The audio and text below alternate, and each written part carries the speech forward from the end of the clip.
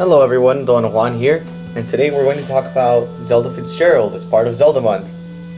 I don't know, her name's Zelda, she's famous, it's Zelda Month, why the hell not? So, Zelda Sayre, her maiden name, Fitzgerald, was born on July 24th, 1900, and she died in March 10th, 1948, at the tender age of 47. She was born in Montgomery, Alabama, and besides being Scott Fitzgerald's wife, the author of The Great Gatsby, she was known for being an icon of the Jazz Age, the Roaring Twenties, and the Lost Generation. Sorry. Okay, so, the Lost Generation was a term coined and popularized by Hemingway, although he credits his mentor Steinbeck.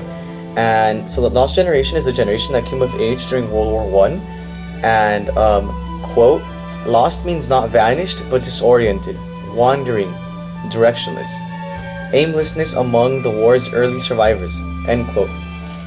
And Hemingway, he took place in World War One, and if you read in his book A Movable Feast, that was published after his death, ironically.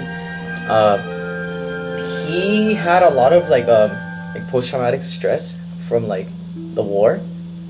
He would lay awake at night, just remembering everything, the sounds of the battlefield, the people who died and stuff like that. And so Zelda Fitzgerald is from this age of people. And aside from being Scott Fitzgerald's wife, she really wanted to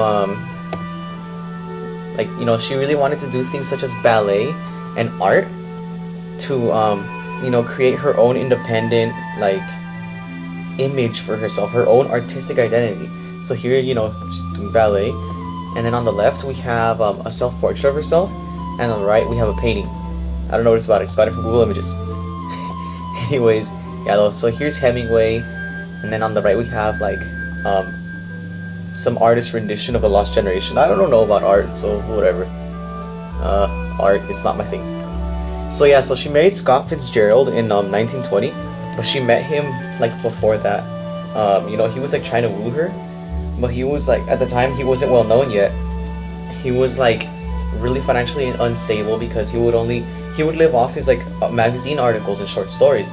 And then after he met her, he started flirting with her and stuff, and he really pushed himself to become a better writer in order to be able to woo her even better, and to entice her with financial stability. So in 1920, they finally got married after Scott published his first book. But I'm just gonna mention here that even when they were flirting, she was still seeing other men.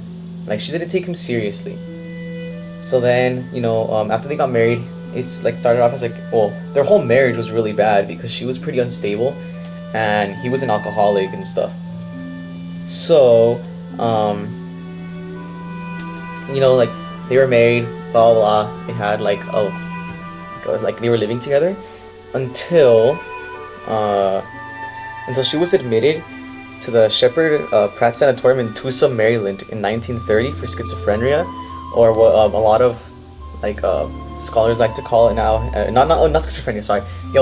They thought back then that she had schizophrenia, but what scholars say now is that it was just extreme bipolar disorder. And so Tucson, Maryland, wrong Tucson. There you go. So there's Tucson, Maryland, and she was in and out of the psychiatric hospitals from 1930 when she was admitted there till the time of her death in 1948. And she really wanted to publish a biography called Save Me the Waltz in 1932, but Scott, he was pissed off because I think about Scott Fitzgerald, when they were still married, well, they're still married this whole time, but back when they still lived together before she was institutionalized, he would take a lot of his material for his novels from her. He would read her diary or just put in experiences that he had with her in his novels. So it pisses me off that when she wanted to publish Save Me the Waltz in 1932, Scott wouldn't let her publish it without editing out a lot of things himself, things that he didn't like, and then he wrote his own version of their marriage called Tender is the Night in 1934.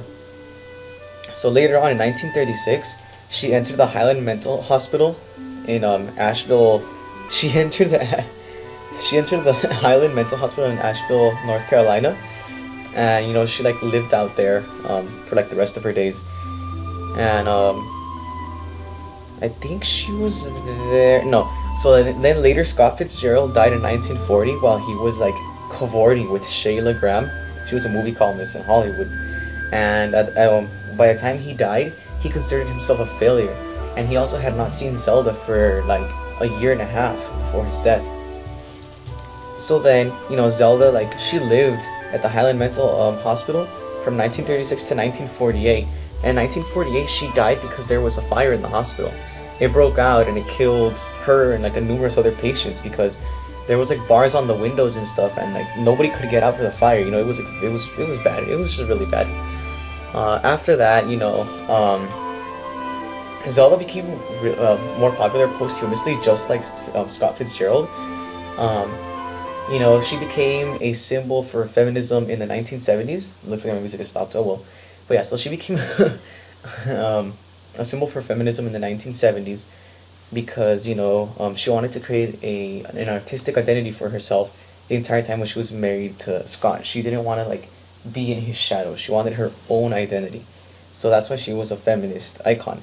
But on a more negative note, after she died in the horrible fire scene here, a lot of people blamed Scott Fitzgerald's quote unquote failures on her mental health, and I think that's bad.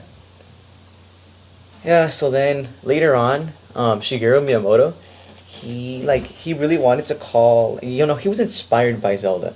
He was inspired. Yeah, click click click. He was inspired by her beauty, by her like everything that she did, everything that she stood for.